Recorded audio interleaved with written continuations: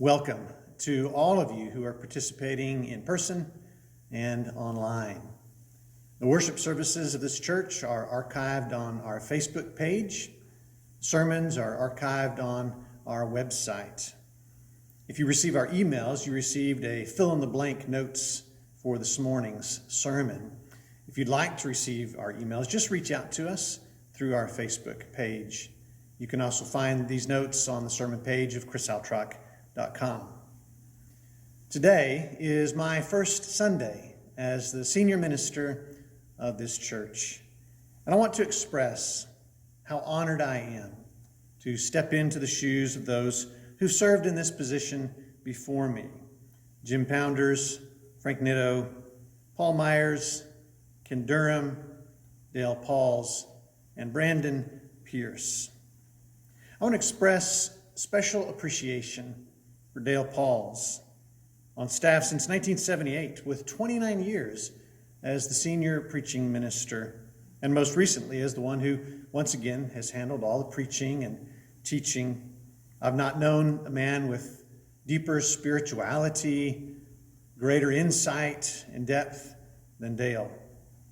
He will remain on staff, and his presence will be a continuing vital part of the Stanford experience. I hope you'll take some time this week to tell him how much you appreciate him.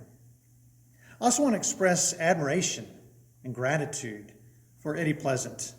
He has shouldered the incredibly difficult work of first leading a church in worship during a global pandemic, a time when many of us struggle to worship in the first place.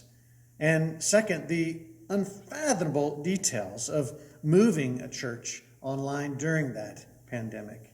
We owe a debt of gratitude for Eddie's labor and love. And finally, I want to express my love and my thankfulness for the shepherds of this church. Each of them, John, Scott, Guy, and Tony, prior to stepping down at the end of last year, have ministered to and shepherded me and my family in transformative ways. And we really look forward to a long partnership and a fruitful partnership together. And I want to say, as I preach for the first time as the senior minister for the Stanford Church, how much I desire for all of you, in person and online, to be a part of what God is doing in and with and through this church. Events in the last week and a half, and events that we'll be commemorating with the upcoming Martin Luther King Jr. Day, remind us just how polarized our culture is, and just how important it is for there to truly be a safe place where people of diverse races, ethnicities, class, sexual orientation, and gender can gather in person and online to live a life of love. And that phrase, learning to live a life of love, is really what this church is all about. We fulfill it imperfectly. I certainly fulfill it imperfectly. But that is our goal, our mission. And no matter who you are, no matter where you are, no matter what may have kept you away from churches in the past, you are welcome here. Come and learn to live a life of love that can transform this world. Kendra and I are really still in the process of this move from Memphis to Stanford. A few days ago, we put virtually everything that we own in the hands of strangers who placed them in a big orange truck and drove them across the country. And so we placed a lot of trust in that company and in those hands. You can be sure we did a lot of research before hiring that company. Each year, the National Consumer Complaint Database receives more than 4,000 complaints from people who are moving about their moving companies, from everything from their home goods being delayed to movers actually holding those goods hostage until they pay more money. We researched dozens of moving companies. We read articles on what to look for in moving companies. We interviewed a handful of them in depth. And one of the things that we learned is that if you are a moving company, you want an A or an A+ rating with the Better Business Bureau. Now, there's a lot of other things that you want as well, but that is bottom line. The Better Business Bureau rates businesses from F to A+ based on consumer complaints or safety records or service records and a host of other things. It's one of the most coveted statuses to have. You want to work hard, if you're a company, to have that A or A+ rating with the Better Business Bureau. And the company that we finally hired has been around for more than 60 years and has long had an A rating with the Better Business Bureau. If an A or an A+ with the Better Business Bureau is the supreme status that you want in the business world, the title of beloved is the thing that you want in the spiritual world. In Scripture, no status is more supreme than being beloved. In our text this morning at Jesus' baptism, the Spirit appears in the form of a dove. The voice of the Father is heard as he says, "This is my beloved Son." The word beloved means dearly loved. It means to be loved in a unique way. It's part of that Greek word agape, the highest form of love in Scripture. In the language of love, affirmation, and evaluation, it's the A+ rating, the highest that can be found. If you care about spirituality, you care about that designation. It is the highest status you can have. Someone who's beloved of God has reached a remarkable pinnacle. And here Jesus himself has that status. Jesus is beloved of God. And it's tempting to believe that beloved is a status gained because of what Jesus did. If anyone could merit that title, it is Jesus. After all, just look at his customer service. Just look at his product. Just look at the outcomes of his service. He healed countless people of diseases. He removed demons from people caught in the claws of evil. He taught words that were life-changing. It's easy to see why Jesus could be called beloved. If anyone ever earned that status, it is Jesus. And yet, beloved is not a status gained because of what Jesus does. It is instead a status given because of who Jesus is. The title's given to Jesus. It's not gained by Jesus. It has nothing to do with what he does and everything to do with who he is. Let me explain. Notice not only where this title is given in our text, but when this title is given. Jesus receives this accolade before he has done a single thing. He's called beloved in Matthew 3. Only after this, in Matthew 4, does he begin to preach. Only after this, in Matthew 4, does he begin to heal. Jesus' most famous sermon, the Sermon on the Mount in Matthew 5, 6, and 7, comes after this. Some of the most renowned miracles of Jesus, the raising of the girl from the dead, the stilling of the storm, come after this in Matthew 8 and 9. It's 24 chapters after this in Matthew 27 when Jesus dies on the cross for us. Jesus is given the status of beloved before he does anything that might merit it. He's beloved, not because of anything he does, but simply because of who he is.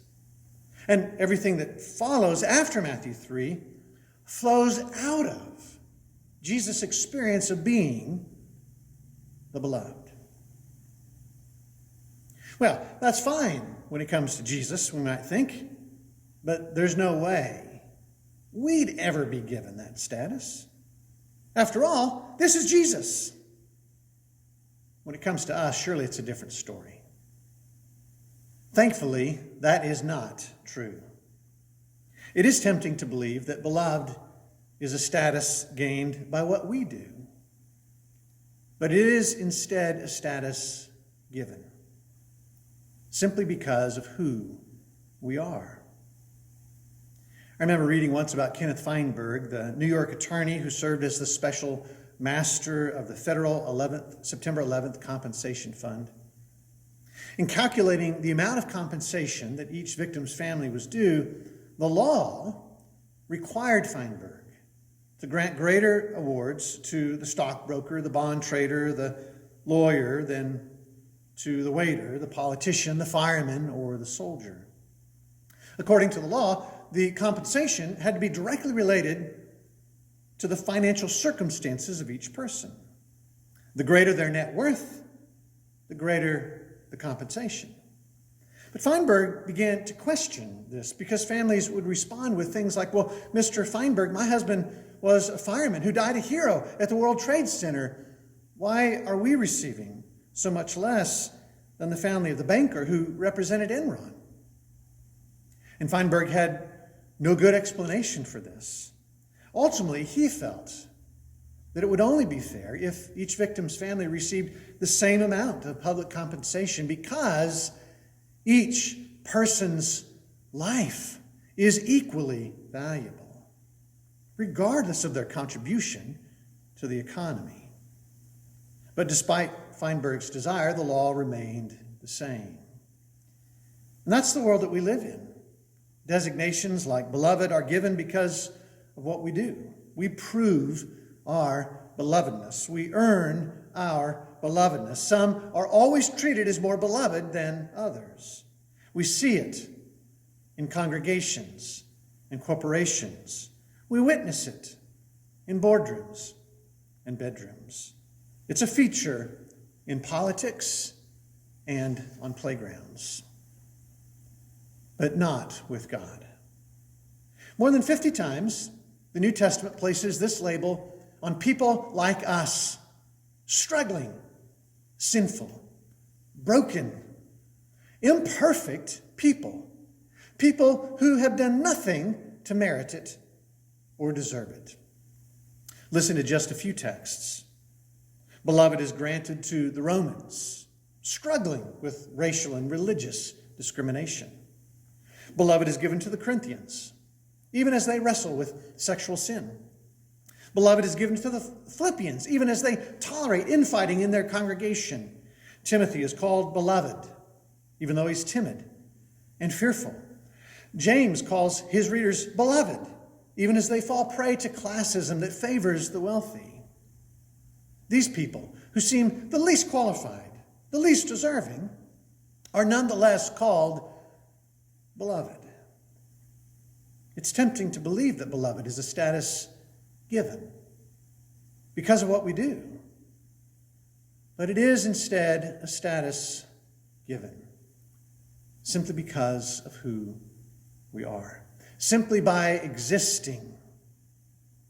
Simply by being creations of the one Creator, we are all beloved. Our son and daughter, Jordan and Jacob, are beloved by Kendra and by me. And they have been beloved from the moment of their existence.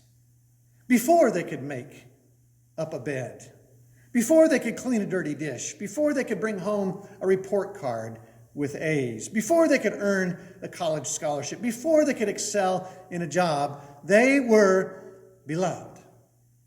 Simply because they exist. The same is true with God. The same is true with you.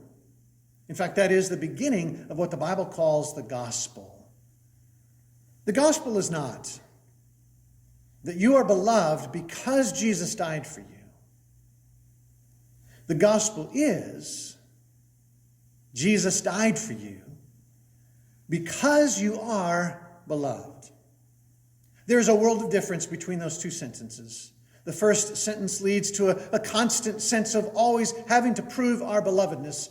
The second sentence leads to a long-standing security in knowing that we are always beloved. Beloved is not something we seek. It is something that we savor. It's not something that we might have one day. It is something we have every day You wake up beloved. You move through your day beloved. You fall asleep beloved. No matter what other statuses are given to you by other people or institutions, you always have this status from God, beloved. Now, there's a tendency for us to believe that this just isn't true, to believe that belovedness is not something that we possess, it is instead something that we lack. V.E. Schwab recently released a book called The Invisible Life of Addie LaRue. It tells the story of Addie, who grew up 300 years ago in rural France. And she was cursed in two ways. First, she was cursed never to die. She would live forever. Second, she was cursed never to be remembered, to be forgotten by every single person who met her immediately after meeting her. And that meant she would live in eternity without experiencing love. Belovedness would always be just outside of her grasp. Until one day when she met a stranger, the first person in 300 years who remembered her after meeting her. And that remembrance and that love, the love that came with it, changed her. Many of us, internally, live with that very same fiction, the lie that says we will never be remembered, we'll never be seen or heard, we'll never be beloved. And there's great danger in that. Believing that beloved is a status I lack leads to behaviors destructive to myself. Lacking genuine and authentic love, Addie LaRue engaged in all sorts of self-destructive behavior, all in attempt to gain some scrap of belovedness. The very same thing happens to us. As I reflect on my own life, the very worst mistakes I have ever made have grown out of that false sense that I'm not beloved and that I must find some way to be beloved. But peace and joy and purpose come from a deep-rooted sense that we are all indeed already beloved. Something similar happens when we decide that belovedness is lacking in other people. Believing that beloved is a status that others lack leads to behavior demeaning to others. We're at our most divisive, our most judgmental, our most punitive when we see other people as lacking in belovedness, as needing to earn our belovedness in some way. I witnessed this earlier last year. I was on a panel at a conference with a couple of other men. These two others, church ministers, both fathers, beloved by their congregations, were nonetheless rejected by their congregations when they each had children who came out, and when those fathers responded with love toward their LGBTQ children. Because they wouldn't treat their own children as unbeloved, the churches treated them as unbeloved. And that's what happens when we think that a person or group has a lower level of belovedness than we do, or that they must somehow prove their belovedness by changing in some way that we deem necessary. It leads to a devaluing and demeaning of others. But what Jesus began, what Jesus died for, what Jesus lives for right now is a community of belovedness.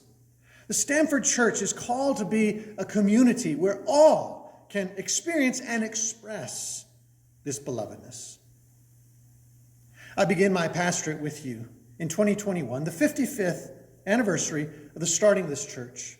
And one of the things that's clear to me is that Stanford has been and must continue to be in ever-increasing ways a community of belovedness.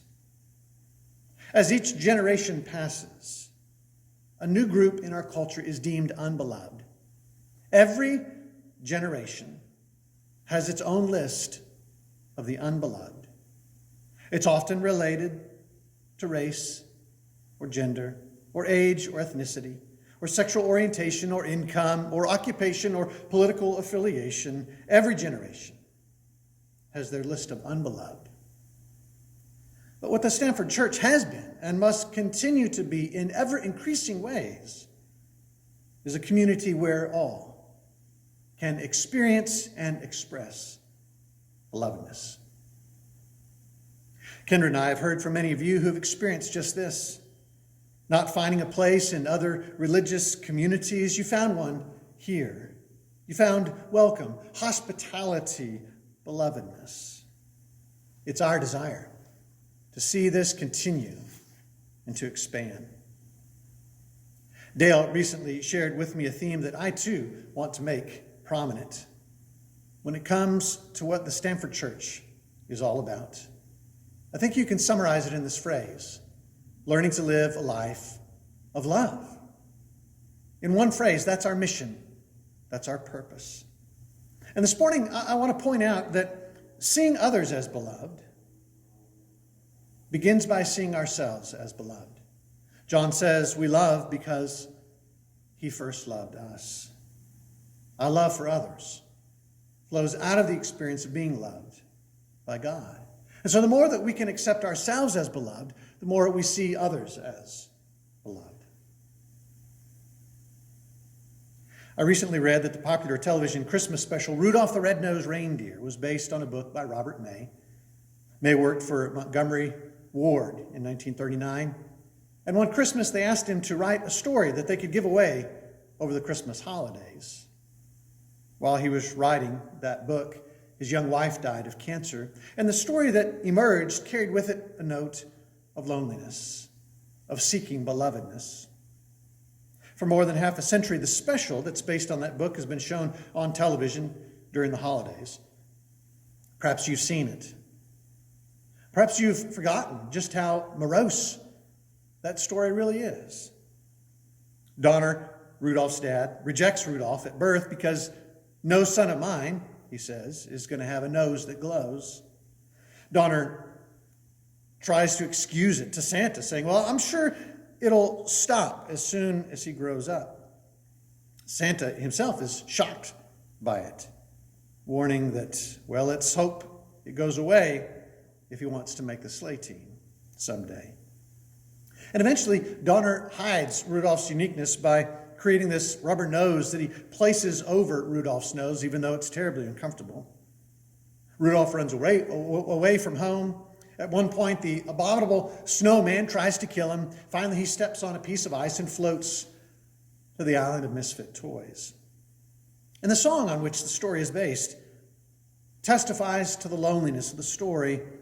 All of the other reindeer used to laugh and call him names.